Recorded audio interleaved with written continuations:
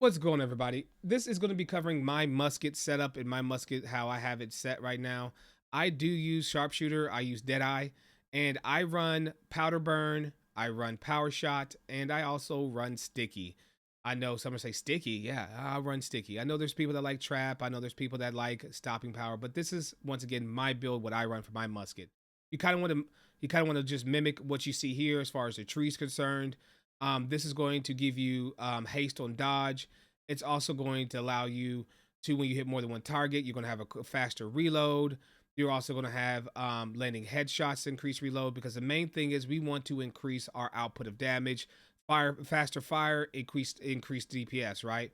We also want to have tactical reload. This is a quick way that every 6 seconds you can just kind of keep your pacing on your shots to know that you can now roll to bypass the reload and get another shot off real quick.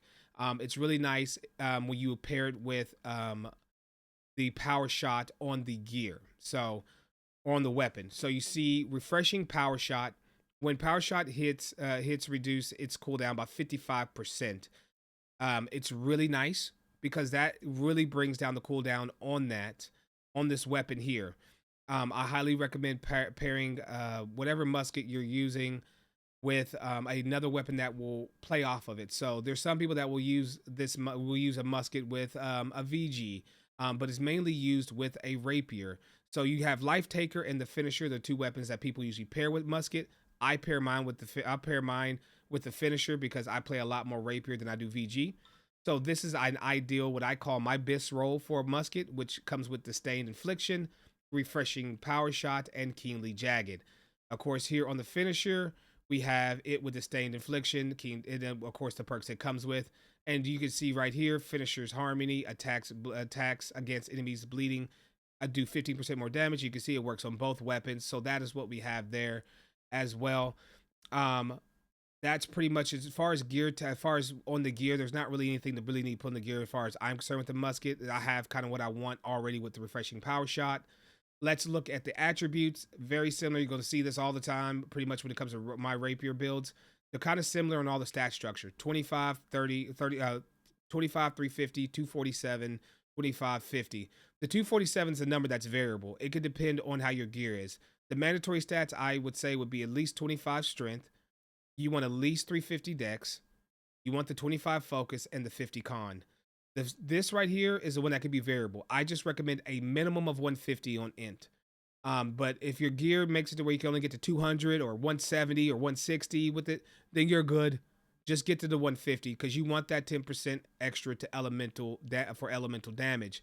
And we take the 25 for the light attack damage because left clicks with musket equals light attack damage in the system, verified. So you do get benefit from having the 25 points in strength. Other than that, that's pretty much the build. Of course, Enchanted Ward, I always recommend on every build. Everybody using any build out there, I should always think should run at least 4 refreshing, which is the max.